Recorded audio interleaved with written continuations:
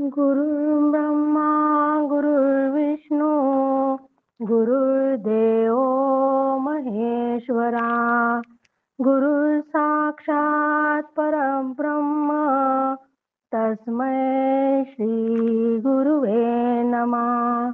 मला वाटते अंतरित्वावसावे तुझ्या दासबोधासी बोध व्हावे. अपत्या परिपाववी प्रेम ग्रासा महाराजया सद्गुरु रामदासा.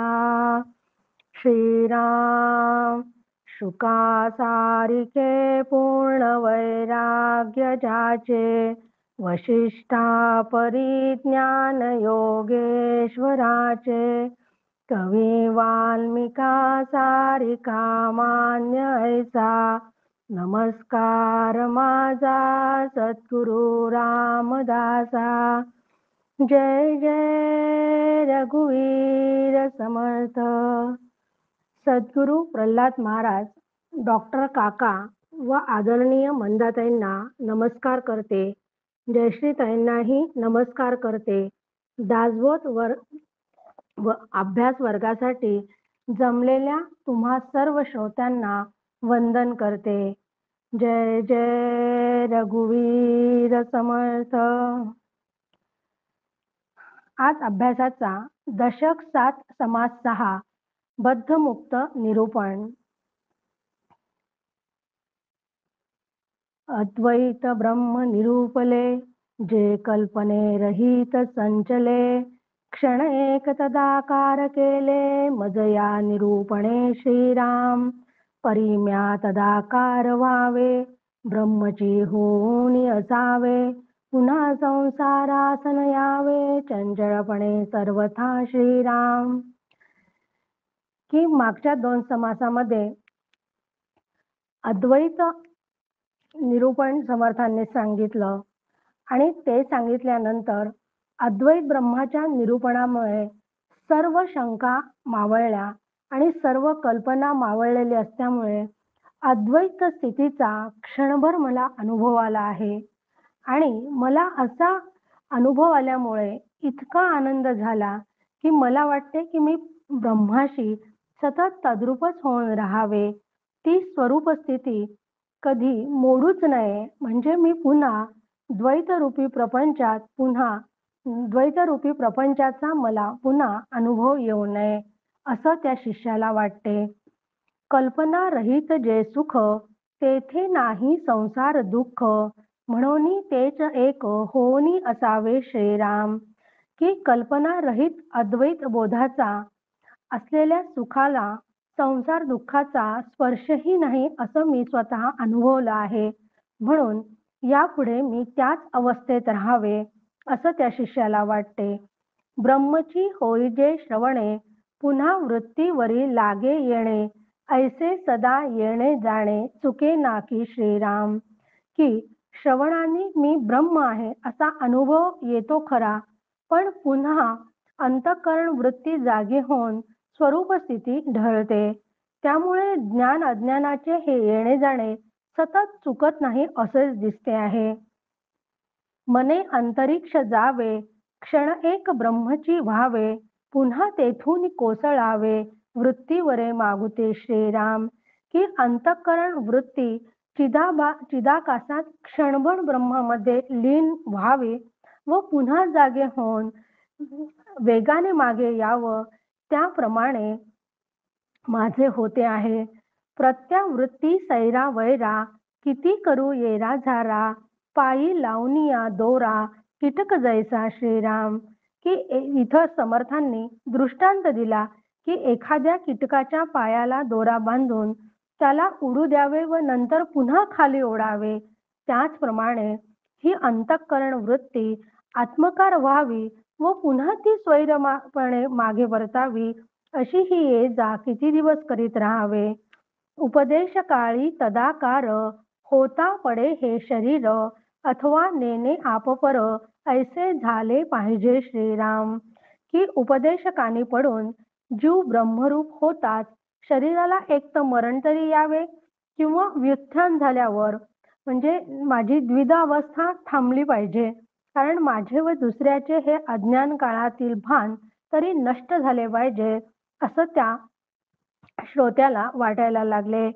ऐसे नसता जे बोलणे, तेची वाटे लाजिरवाणे, ब्रह्म होऊनी संसार करणे, हेही विपरीत दिसे श्रीराम. की असं जर प्रत्यक्षात होत नसेल, तर मग केलेला उपदेश लाजिरवाणा आहे, निरर्थक आहे. मी ब्रह्म आहे असा अनुभव घ्यायचा आणि पुन्हा संसारामध्ये रमायचं, हे फारच विपरीत वाटते. जो स्वयं ब्रह्मची झाला, तो मागुता कैसा आला, ऐसे ज्ञान माझे मजला, प्रशस्त नवटे श्रीराम. की जो एकदा मी ब्रह्म अवस्थेला पोहोचलेलो आहे, तो पुन्हा मी देह या अवस्थेकडे मागे येतो. अम, असे जर असेल तर ब्रह्मज्ञानाला काहीच अर्थ राहत नाही. ब्रह्मची होऊनी जावे, का ते संसारीची असावे, दोहीकडे भरंगळावे, किती म्हणून श्रीराम.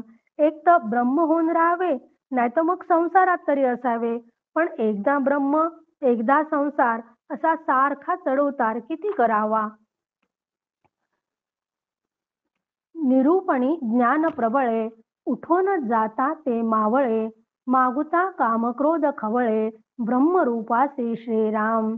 की जेव्हा आपण सुद्धा, आपलाही हाच अनुभव आहे, कारण आपणही एखाद्या प्रवचन कीर्तनात, श्रवणात खूप चांगले विचार ऐकतो, ते मनालाही पटतातही. खरंच आता कामक्रोध आवरून घेतले पाहिजे, खरंच मरणाचं भय राहिलं नाही पाहिजे, खरंच मी देह नाही तर मी आत्मा आहे, अशा हे सगळे विचार तिथे आपण ऐकतो. पण त्या विचारांवर आरूढ व्हावे असं संत आपल्याला पदोपदी सांगतही असतात.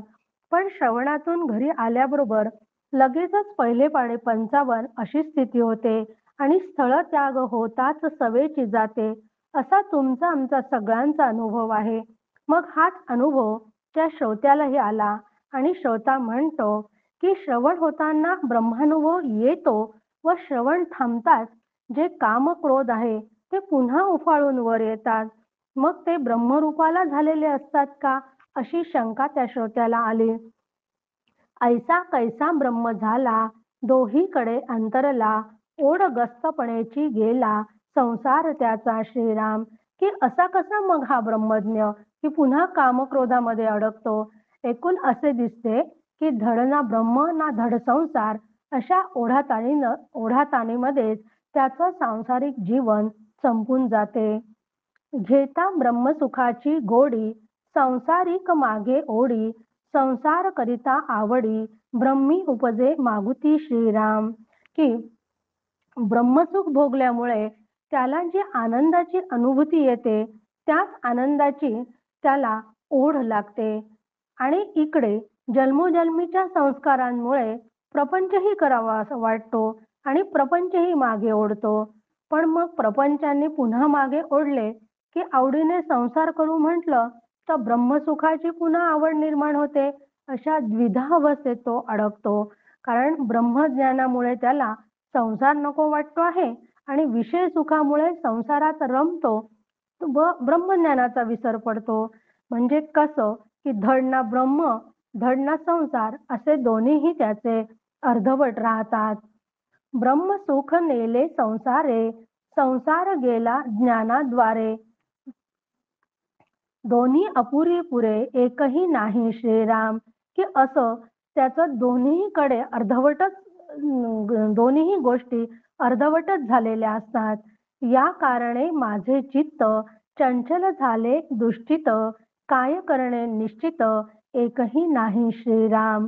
की अशा या विचारांमुळे माझं चित्त संभ्रमित होऊन कोठेच ते धडपणे लागत नाही.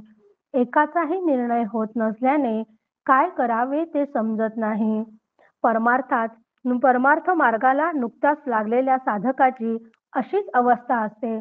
आपणही कधी कधी शिबिरांमध्ये जातो, तर शिबिरं 3 दिवसाची, 5 दिवसाची, 7 दिवसाची असे असतात. पण 7 दिवसाचं शिबिर असेल ना, तर 6 दिवस आपण पूर्णपणे तिथे मनाने असतो. अगदी त्या परमार्थाशी एकरूप झाल्यासारखे झालेलं असतो. पण जेव्हा 7वा दिवस उगवतो तेव्हा लगेच परतीचे वेध लागतात आणि सगळं संसार घरातलं सगळं डोळ्यासमोर दिसायला लागते. तशीच तो पण संभ्रमित झाला आहे, की त्याला ब्रह्मज्ञानही घ्यावंसं वाटते आणि संसारही करावासा वाटतो आहे. मग अशी अवस्थेमध्ये तो वक्त्याला विनंती करतो, की अशा संभ्रमित अवस्थेतून मला काय करावं हे समजत नाही, तर तुम्हीच मला यातून सोडवा. ऐसा श्रोता करी विनंती, आता राहावे कोणे रीती, म्हणे अखंड माझी मती, ब्रह्माकार नाही श्रीराम. की आता माझी चित्तवृत्ती अखंड ब्रह्माकार राहत नाही, तर मी आता काय करावे? आता याचे उत्तर द्यायला वक्ता आता सुरुवात करणार आहेत. आता याचे प्रत्युत्तर वक्ता देईल सुंदर, श्रोती व्हावे निरुत्तर, क्षण एक आता श्रीराम. की आता मी वक्ता या समस्येचे शास्त्रशुद्ध उत्तर देईन, पण त्यासाठी श्रोत्यांनी आता थोडा वेळ अगदी शांत चित्त व्हावे आणि मी काय सांगतो ते ऐकून घ्यावे. ब्रह्मची होनी जे पडिले, तेची मुक्त पदास गेले, येर ते काय बुडाले, व्यासादिक श्रीराम. की आता श्रोत्याने प्रश्न विचारायला सुरुवात केली, की ब्रह्मरूप झाल्यावर ज्याचं शरीर मरण पावलेले तेच मुक्त झाले असे म्हणता येईल काय? किंवा शरीर पाषाणासारखेच होऊन पडावे का? मग असं जर असेल, की शरीर पाषाणासारखे होऊन पडावे, तर भगवान व्यासांसारखे महर्षी मुक्त न होताच बुडाले की काय? असा त्या श्रोत्याला प्रश्न पडला. श्रोता विनंती करी पुढती, शुको मुक्तो वामदेव वा हे श्रुती, दोघेची मुक्त आदी अंती, बोलत असे श्रीराम. की यावर श्रोता नम्रपणे म्हणतो, की या जगाच्या इतिहासात फक्त शुक व वामदेवच मुक्त झाले असं श्रुती सांगते. वेदे बद्ध केले सर्व, मुक्त शुक वामदेव, वेदवचनी अभाव, कैसा धरावा श्रीराम. की तो श्रोता म्हणतो, की शुक व वामदेव तेवढेच मुक्त झाले आणि बाकी सर्व जग बद्ध असं वेदांचं सांगणं आहे, मग ते खोटं कसं मानावं? मग त्यामुळे अशीच शंका येते, की व्यासादिक लोक मुक्त झालेच नाही का? ऐसा श्रोता वेदाधारे, देता झाला प्रत्युत्तरे, दोघेची मुक्त अत्यादरे, प्रतिपाद्य केले श्रीराम. की केवळ दोघांनाच वेदांनी मुक्त म्हटले आहे, असा श्रोता वेदांच्या आधाराने वक्त्याला म्हणाला. मग वक्त्याने त्याला उत्तर दिले, की वक्ता बोले या उपरी, दोघेची मुक्त सृष्टीवरी, ऐसे बोलता उरी, कोणाचा आहे श्रीराम. की सृष्टीच्या इतिहासात जर दोघेच मुक्त झाले असतील, तर कित्येक महान ज्ञानी सिद्ध व योग्यांची वाट काय? बहु ऋषी बहुमुनी, सिद्ध योगी आत्मज्ञानी, झाले पुरुष समाधानी, असंख्यात श्रीराम. पण असं जर आपण विचार केला, तर असंख्य ऋषी मुनी सिद्ध योगी आणि आत्मज्ञानी स्त्री पुरुष सगळे मुक्त झालेले आहेत. त्याची यादीच समर्थांनी इथं दिली आहे, की प्रल्हाद, नारद, पाराशार, पुंडलिक, व्यासमुनी, अंबरीश, शुक, अर्जुन, वशिष्ठ, विभीषण इत्यादी शिवाय भागवतात सांगितलेले आहेत. शिवाय कवी, हरी, अंतरिक्ष, पिप्पिलायन, चमस, करभाजन असेही हे संत ऋषीमुनी असंख्यात सिद्ध झालेले आहे. याही वेगळे थोर थोर, ब्रह्मा विष्णू महेश्वर, आदी करुणी दिगंबर, विदेहादिक श्रीराम. याशिवाय ब्रह्मा विष्णू शंकर, दत्तात्रय व विदेही जनक इत्यादी महान व्यक्ती सुद्धा मुक्त झालेले आहेत. मग शुक वामदेव मुक्त झाले, येर हे अवघेची बुडाले, या वचना विश्वासले, ते पडत मूर्ख श्रीराम. म्हणून फक्त शुक आणि वामदेव मुक्त झाले व इतर सर्व बद्ध अवस्थेतच मरण पावले. या वेद वचनावर जो जशाच्या तसा विश्वास ठेवतो त्याला पडत मूर्ख म्हणावे. तरी वेद कैसा बोलिला, मी काय तुम्ही मिथ्या केला, ऐकून वक्ता देता झाला प्रत्युत्तर श्रीराम. की वक्त्याने जेव्हा असं म्हटलं, की वामदेव मुक्त झाले आणि बाकी सगळे बद्ध अवस्थेतच मरण पावले, या वेद वचनावर जो जशाच्या तसा विश्वास ठेवतो त्याला समर्थांनी पडत मूर्ख म्हटले आहे. आणि पडत मूर्ख म्हटल्याबरोबर त्या श्रोत्याला अतिशय राग आला आणि त्यांनी म्हटलं, की "मग वेदांनी असे कसे सांगितले, ते आपण कसे काय चुकीचे ठरवता?" यावर वक्ता म्हणाला, "वेद बोलिला पूर्व पक्ष, मूर्ख तेथेची लावी लक्ष, साधू आणि व्युत्पन्न दक्ष, त्यासी हे न म्हणे श्रीराम. तथापि हे जरी मानले, तरी वेद सामर्थ्य बुडाले, वेदाचेनी उद्धरिले, नवचे कोणा श्रीराम." की वेदामध्ये शुक व वामदेव हेच मुक्त झाले असं जे म्हटलं आहे, ती पूर्व पक्षाची मांडणी असून अज्ञानामुळे ती खरी वाटते. परंतु आत्मानुभवी वेदांतशास्त्र पारंगत असणाऱ्या साधू जणांना, मुक्तांना तसे वाटत नाही. पण तरीही केवळ मुक्त करण्याचे जर वेदांना सामर्थ्य असेल, तर व दुसरे कोणी मुक्त होणे शक्यच नसेल, तर वेदांचा अभ्यास कशासाठी करायचा? वेदा अंगी सामर्थ्य नसे, तरी या वेदास कोण पुसे?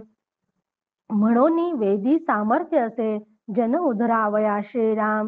की वेदांना जर असं सामर्थ्य नसेल, तर वेदांना कोण विचारेल? पण असे नाही. वेदांच्या ठिकाणी लोकांना मुक्त करण्याचे सामर्थ्य आहे. वेदाक्षर घडे ज्यासी, तो बोलीचे पुण्य राशी. म्हणून वेदी सामर्थ्यासी, काय उणे श्रीराम. की वेदांच्या संहिता पठण करणाऱ्याला सुद्धा महापुण्य लाभते. अशा वेदांपाशी सामर्थ्याची कोणतीच उणीव नाही. वेदशास्त्र पुराण भाग्ये झाली या श्रवण, तेने होईचे पावन, हे बोलती साधू श्रीराम. की वेद, धर्मशास्त्र व पुराणे यांच्या पूर्वपुण्याईमुळे श्रवण घडते. ज्यांची पूर्वपुण्याई असेल त्यांनाच श्रवण घडते आणि श्रवण घडल्यामुळे श्रोत्याचं चित्त शुद्ध होते असं साधू संत सांगतात. श्लोक अथवा श्लोकार्थ नाही तरी श्लोकपाद, श्रवण होता एक शब्द, नाना दोष जाती श्रीराम. की एक श्लोक, अर्धा श्लोक, श्लोकाचा चरण किंवा एखादा शब्दच कानी पडला तरी अनेक पापे नष्ट होतात.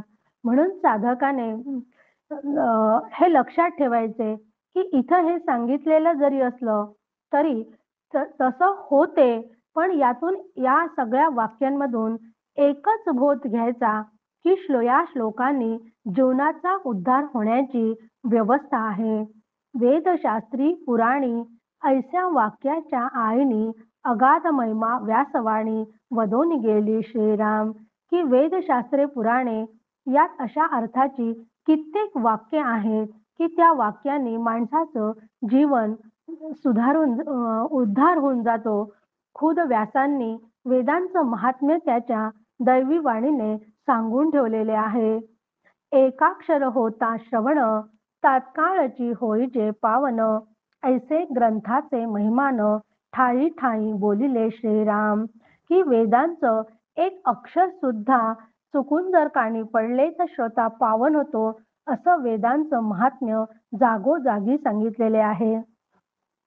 दोही वेगळा तिजा नुधरे, तरी महिमा कैसा उरे, असो हे जाणीचे चतुरे, येरा गथा गोवी श्रीराम.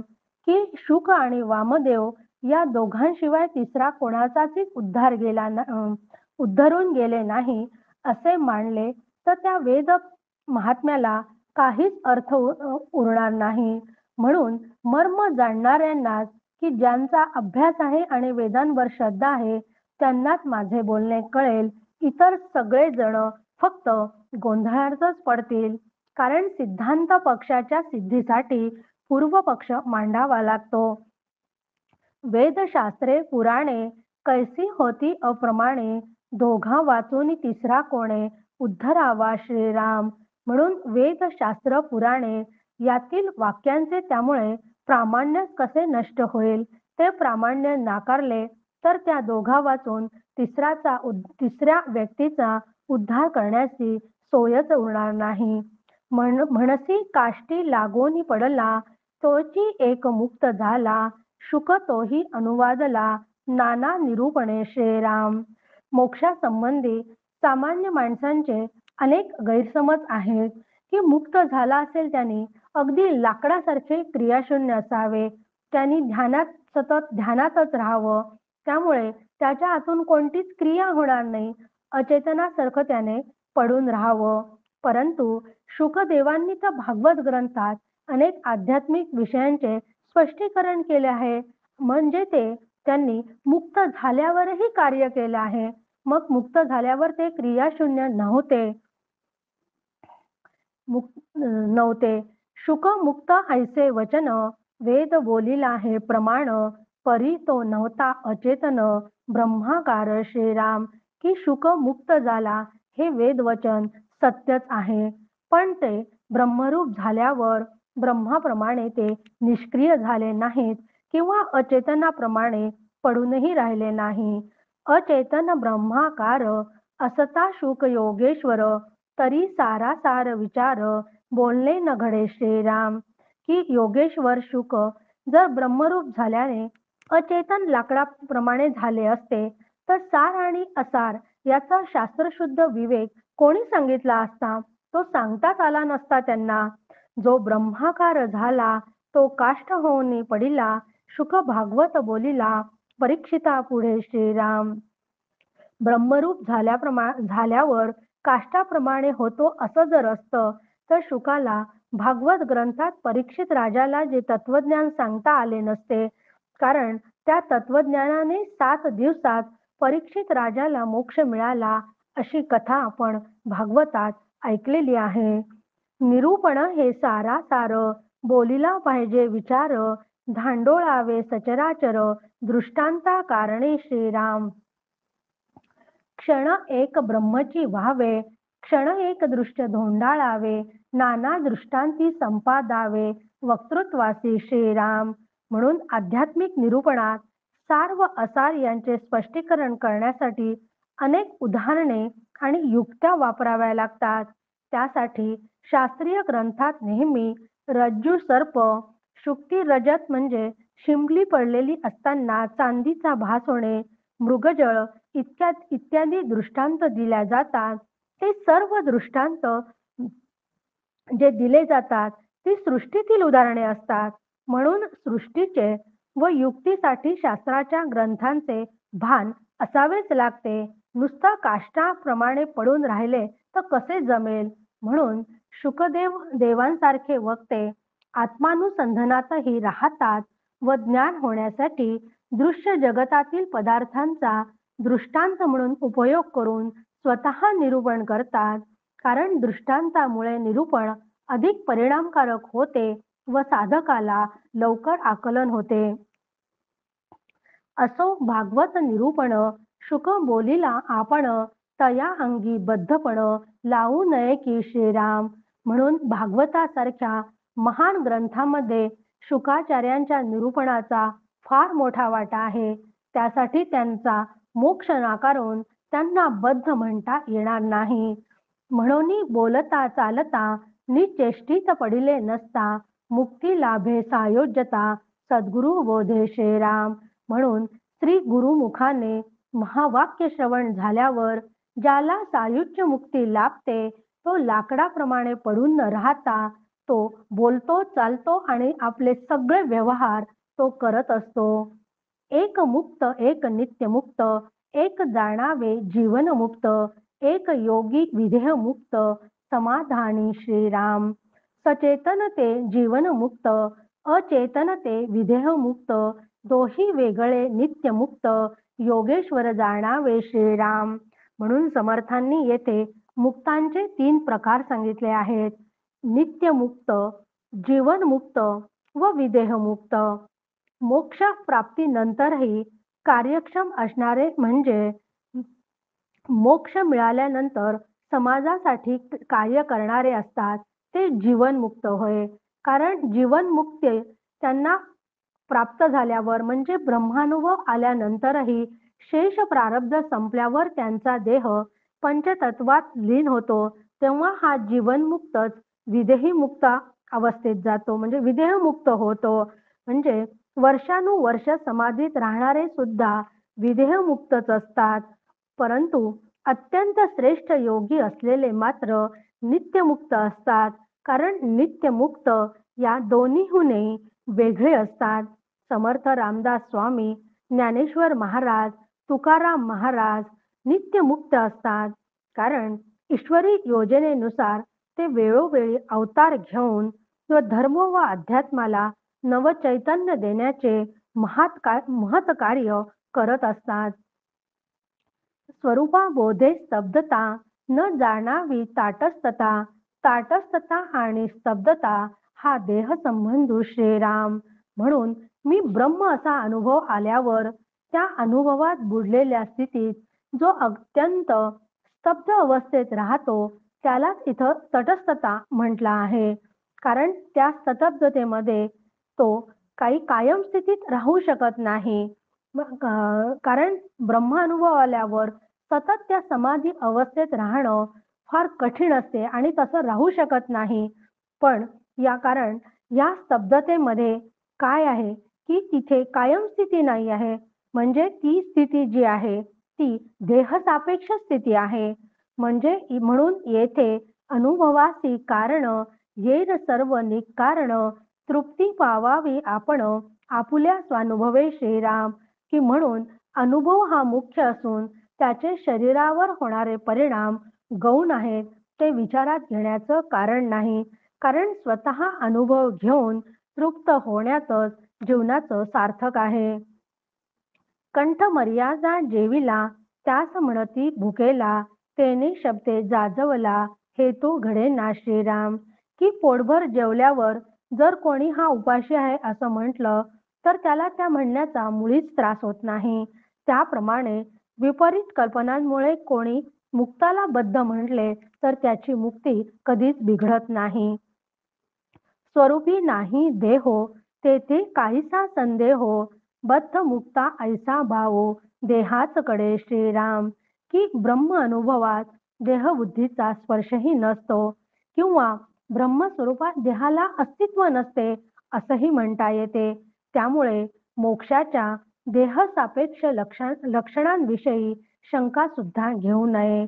कारण बंधन आणि बंधन सापेक्ष मोक्ष या दोन्हीही संकल्पना देहाशी निगडित आहेत. देहबुद्धी धरुनी चिंती, मुक्त ब्रह्माधिक नव्हेती.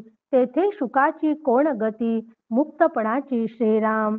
म्हणून प्रत्यक्ष ब्रह्मदेवाची सुद्धा जर देहबुद्धी शिल्लक असेल तर त्याला मुक्त म्हणता येत नाही. मग शुकदिकांची गोष्टच कशाला.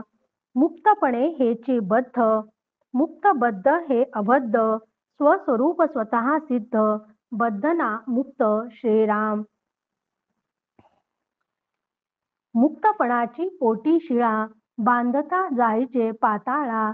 देहबुद्धीचा आगळा, स्वरूपी न संटे श्रीराम.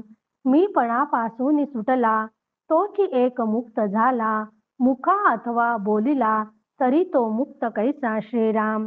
की मी मुक्त आहे ही जाणीव हेच बंधन आहे. मी बद्ध आहे, मी मुक्त आहे हे बोलणे मात्र निरर्थक आहे. कारण जीवाने अविद्येमुळे हे बंधन स्वतःवर लादून घेतले आहे. कारण मुळात जीव म्हणजे जे स्वरूप आहे ते नित्यसिद्ध आणि स्वयंसिद्ध आहे. ते बद्धही नसते आणि मुक्तही नसते.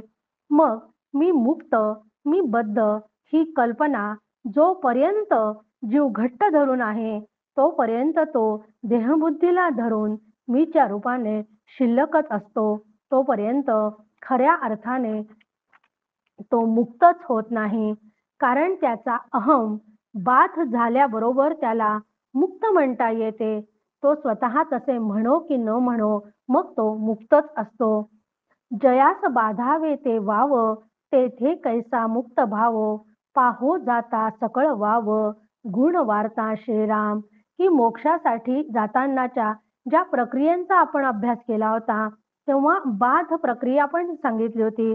कारण बाध करण्याची म्हणजे हे मी नाही, हे मी नाही असं हे सगळे तत्व माईक ठरवायचे आहे. म्हणून एक मोक्षासाठी एक अशा 82 तत्वांचा बाध कल्पनेने आपण करतो. तेव्हा मग बाध केल्यावर होणारा मोक्ष सुद्धा काल्पनिकच ठरतो. कारण जिकडे पाहावे तिकडे त्रिगुणात्मक माईक पसाराच सगळीकडे दिसतो. म्हणून बंधन व मोक्ष ही भाषा सत्वादी गुणसापेक्ष असून आत्मरूप मीला ती वास्तविक दोन्हीही नाहीत. कारण गुण मायेपासून उत्पन्न होत असल्याने माया विरहित आत्मरूप मीला बंध व मोक्ष दोन्हीही नाहीत. तत्वज्ञाता परमशुद्ध तयासी नाही मुक्तबद्ध. मुक्तबद्ध हा विनोद माया गुणे श्रीराम. की ब्रह्मानुभवी ब्रह्मच होत असल्याने अत्यंत तो शुद्ध असतो. कारण बंध आणि मोक्ष हे दोन्हीही डाग त्याला नसतात. केवळ मायेच्या साम्राज्यामुळे बंध मोक्षाचा खेळ सुरू असतात. या कल्पनांना मायाच जबाबदार आहे. जेथे नामरूप हे सरे तेथे मुक्तपण कैसे उरे. मुक्तबद्ध हे विसरले विसरलेपणेसी श्रीराम. की या स्थितीमध्ये ब्रह्मस्थितीमध्ये नाम आणि रूपाचा लय झालेला असतो. मग तेथे नामरूपाचे बंधन न उरल्याने तत्सापेक्ष मोक्षही उरत नाही. मग अशा स्थितीत मी बद्ध मी मुक्त या कल्पनेचाही विसर पडतो. आणि कल्पनेचाही विसर पडल्यावर मला त्याचा विसर पडला याची जाणीव पण तो विसरतो. तेव्हा त्या अवस्थेला सहजता येते. बद्ध मुक्त झाला कोण तो तरी नव्हे की आपण. बदक जाणावे मी पण धरत्या सबाधी श्रीराम. मग कोण बद्ध होतो व कोण मुक्त झाला याचा विचार केला तर आत्मरूप मीचा त्याच्याशी काहीच संबंध नाही. मग जीवरूप मी त्याला घट्ट पकडून ठेवतो. त्यालाच फक्त मीपणाचे बंधन पडते. एवम अवघा भ्रम अहंतेचा झाला भ्रम. मायातीत जो विश्राम सेविला नाही श्रीराम. एकूण विचार केला तर हा सगळा ब्रह्मरूप अहंकाराचाच पसारा आहे. त्यामुळे बंध मोक्षाचा क्षीण येतो. जोपर्यंत मायेचे अधिष्ठान ब्रह्म मी आहे असा अनुभव येत नाही तोपर्यंत सगळा क्षीणच होत राहतो. असो बद्धता आणि मुक्तता आली कल्पनेच्या माथा. ते कल्पना तरी तत्वता साचा आहे श्रीराम. तेव्हा असा आता पक्का विचार करायचा की बंधन आणि मग मोक्ष या दोन्हीही केवळ कल्पना आहेत. आणि कल्पना कधी सत्य असते का? कल्पना कधीच सत्य नसते. म्हणून कल्पना मायेमधली आहे. माया असत्य आहे आणि माया असत्य असल्यामुळे कल्पना कधीच सत्य होऊ शकत नाही. म्हणून हे मृगजळ माया नाथिले आभाळ स्वप्न मिथ्या तात्काळ जागृती होय श्रीराम. की मृगजळ दिसते तेव्हा पाणी आहे असे वाटते. तिथे पाणी व आकाश निळे आहे असे पण आपल्याला दिसते. पण तिथे पाणी व आकाशाचा निळेपणा काही नाहीच हे लक्षात येते. जसे स्वप्न मिथ्या हे जाग आल्यावर कळते त्याप्रमाणे मृगजळ आणि आकाश सुद्धा सत्य नाही हे ज्ञान झाले की लक्षात येते. त्याचप्रमाणे प्रत्यक्ष ब्रह्मानुभव आल्यावर बंध मोक्ष काल्पनिक ठरतात. स्वप्नी बद्ध मुक्त झाला तो जागृतीच नाही आला. कैसा कोण काय झाला काही कळेना श्रीराम.